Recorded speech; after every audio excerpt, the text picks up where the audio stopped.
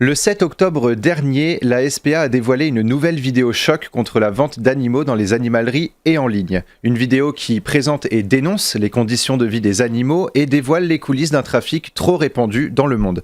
Pour en parler avec nous, je reçois aujourd'hui Grégory Quentin, chargé de communication de la Société protectrice des animaux. Bonjour et bienvenue sur Sensation. Bonjour, merci de m'accueillir.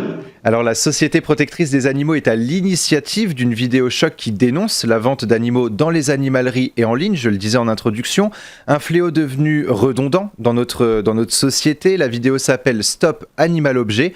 On peut la retrouver sur la page YouTube de la SPA, 260 000 vues environ sur Instagram et plus de 500 000 vues sur Facebook. Qu'avez-vous voulu transmettre comme message à travers cette vidéo ? Alors, on a voulu transmettre un message très simple, tout simplement responsabiliser les Français face aux animaux domestiques. On est finalement les plus légitimes pour prendre la parole sur ce sujet, puisque à travers nos 62 refuges et maisons SPA sur l'ensemble du territoire français, on recueille plus de 45 000 animaux par an issus de l'abandon. Et en fait, il y a plein de raisons à l'abandon, il y a plein de chaînes qui aboutissent au fait qu'un animal se retrouve dans un refuge et se retrouve dans une situation où on est obligé d'essayer de lui offrir une seconde vie. Et en fait, à la racine de ce problème, du fait qu'on se retrouve avec beaucoup d'animaux à gérer issus de l'abandon, c'est qu'en fait, c'est beaucoup trop facile de se procurer un animal de compagnie. Et pourquoi on a appelé ça Stop Animal Objet ? Eh bien en fait c'est parce que l'animal aujourd'hui est tout simplement considéré comme un objet. Je vais m'expliquer sur ce point, c'est qu'en fait il y a un marché, comme si on vendait des tables ou des chaises, c'est le même marché qui régit la vente d'animaux. Donc on peut aller dans un magasin aujourd'hui, acheter une plante, acheter un jouet pour animaux et puis repartir avec un petit chiot sous le bras. Et ça en fait c'est des conditions qui sont totalement inacceptables puisque c'est le début du problème en fait. On n'est absolument pas responsabilisé lorsqu'on souhaite acquérir un animal et surtout que voilà on accueille un être vivant et non un objet qui n'aurait pas de sensation ou d'émotion. Donc le point de départ il est vraiment de sensibiliser les Français au fait que l'animal n'est pas un objet, l'animal est un être vivant et que lorsqu'on souhaite faire l'acquisition d'un animal, en fait déjà on adopte en fait un animal et on adopte un nouvel être vivant au sein de son foyer. Justement, vous visez aussi dans la vidéo les animaleries. Les animaux présents dans les animaleries seraient issus d'élevages illégaux. Est-ce que ça concerne toutes les animaleries ? Alors, pas du tout. Il y a des animaleries qui font très bien leur travail. Je pense à certaines animaleries qui travaillent exclusivement avec des éleveurs français, qui élèvent dans de bonnes conditions leurs animaux, etc.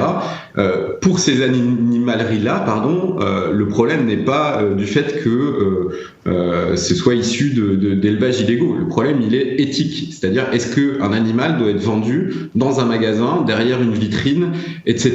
D'autant plus que de leur propre bouche, aux gérants d'animalerie, c'est un business et c'est un chiffre d'affaires résiduel pour eux. Parce qu'en fait, le gros de leur chiffre d'affaires, c'est de vendre des croquettes, c'est de vendre des objets autour des animaux, mais la vente pure d'êtres vivants et d'animaux, finalement, c'est assez résiduel. Donc, si on pousse un petit peu la réflexion, finalement c'est un décor, l'animal au sein du magasin pour donner un peu de vie à ce lieu. C'est un peu limite pour faire venir des animaux dans un magasin, donc tout simplement déjà le problème est éthique. Et ensuite, pour répondre à cette demande, effectivement, il existe des animaleries. Notre cellule anti-trafic a démantelé certains réseaux qui ne regardent pas trop la provenance des animaux. Et effectivement, il y a beaucoup d'animaux qui peuvent être issus de trafics, d'élevages totalement illégaux, qui viennent des pays de l'Est, etc. Des conditions de transport sordides. Vraiment, il y a des images, il faut avoir le cœur bien accroché pour les regarder. Donc oui, il y a aussi cet effet pervers pervers qu'à partir du moment où il y a une demande, il faut fournir toujours plus d'animaux. Et puis voilà, tout simplement nos éleveurs français qui font bien leur travail, ceux qui vraiment sont engagés dans cette dynamique positive, ils peuvent pas fournir la demande. Donc voilà, tout simplement, il y a bien obligé d'avoir une filière un peu annexe, très opaque, et pour le coup totalement illégale. Et quelles sont justement vos revendications formulées au gouvernement pour interdire ces pratiques ? Et bien effectivement, c'est assez simple. C'est le fait est qu'il faut interdire la vente d'animaux dans un magasin. Donc, communément, on les appelle les animaleries, mais en fait, tout établissement commercial. À partir du moment où on n'est pas éleveur, où on n'a pas, on va dire, fait grandir l'animal, qu'on ne connaît pas ses besoins, etc., on ne peut pas vendre un animal. Ce n'est pas possible. Sinon, on est un tiers. Et donc, c'est ce que j'expliquais au début. Finalement, c'est un marché dans lequel, en fait, un négociant achète un animal à un endroit A pour le revendre à un endroit B. Ouais, et on peut pas fonctionner comme ça avec des êtres vivants. C'est très simple, ça c'est le premier point. Et le deuxième point sur lequel on est farouchement opposé, c'est le fait de pouvoir faire des petites annonces et de vendre son animal comme on a envie sur Internet. En fait, Internet, ça pourrait être le meilleur outil pour faire respecter la loi, puisqu'il y a une loi, il y a un cadre très strict dans la vente pour la vente d'animaux. Et en fait, aujourd'hui, l'outil Internet, il nous sert pas à réguler ça et à faire respecter la loi. Non, bien au contraire, il démultiplie les possibilités de ne pas respecter la loi. Alors justement, la vidéo vise la vente d'animaux en ligne également. Sur Internet, il y a des personnes qui font de l'élevage illégal. Est-ce qu'un particulier peut revendre à titre exceptionnel des chiots issus d'une portée ? Alors, oui, tout simplement pourquoi ? Parce qu'en fait, il est de fait professionnel. Et ça, la loi, c'est déjà le cadre législatif actuel. C'est-à-dire, je m'explique, en gros, vous avez dès la première portée de votre animal, si vous vendez les animaux de cette portée, eh bien, vous êtes obligé par la loi de vous déclarer et d'avoir un numéro SIRET pour pouvoir faire cette transaction financière. Donc, en fait, vous rentrez sous le coup de ce qu'on souhaiterait, c'est-à-dire qu'il n'y ait que des gens professionnel et agréé. Et en fait, on devient professionnel finalement et agréé dès la première vente. Et pour aller un petit peu plus loin et donner l'explication précise, c'est qu'en fait, si on ne permet qu'à ces gens-là de pouvoir vendre et de pouvoir faire la promotion de ces ventes sur Internet, ça permettra de créer des sites Internet où on ira vérifier si effectivement le numéro SIRET existe. On ira vérifier si l'animal est bien identifié, puisqu'en fait, lorsqu'on vend un animal, l'animal doit être obligatoirement identifié. Donc tout ça, c'est possible de le vérifier grâce aux outils digitaux. Et aujourd'hui, ce n'est pas le cas. Donc on demande simplement d'utiliser l'outil Internet pour tout simplement faire respecter la loi. Et cadrer surtout aussi cette vente et éviter encore une fois l'illégalité de la vente des animaux. Vous avez diffusé une pétition en ligne qui a récolté, à l'heure où nous parlons, 50 000 signatures qu'on peut retrouver sur vos réseaux sociaux et votre site internet. Quel est l'objectif de cette pétition ?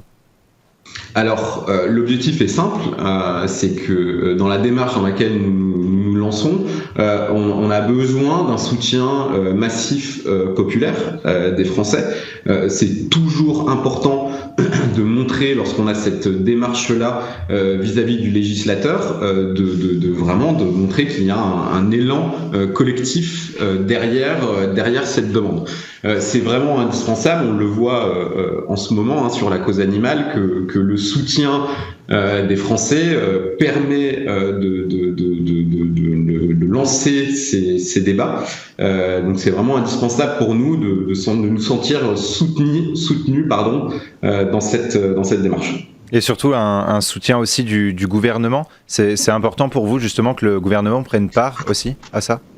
Ah mais complètement, et là où vraiment nous on est très à l'aise de discuter avec le gouvernement, on le fait très souvent, on a très souvent des rendez-vous avec les personnes qui dirigent, avec les différents ministères, parce que vraiment nous la SPA nous sommes des faiseurs, donc nous on veut faire avancer la chose, on va pas demander des choses qui sont irréalisables. Là typiquement, je veux dire, l'interdiction de vente en animalerie et le fait de réguler la promotion sur Internet de la vente d'animaux et de la réduire uniquement aux professionnels, mais en fait ça implique rien. Oui. Et ça permettrait aussi Ça va pas bouleverser la société, mais par contre, nous, on va aller voir les changements. Voilà, ça permettrait aussi de réduire quelque part les abandons, finalement. Merci beaucoup, Grégory Quentin, d'avoir été... pardon, je suis obligé de vous couper. Merci beaucoup d'avoir été avec nous sur Sensation. La vidéo est à retrouver sur la page Facebook de la SPA France et sur la chaîne YouTube de l'association. Et pour revoir ou réécouter cette émission, rendez-vous sur notre site et application Radio Sensation.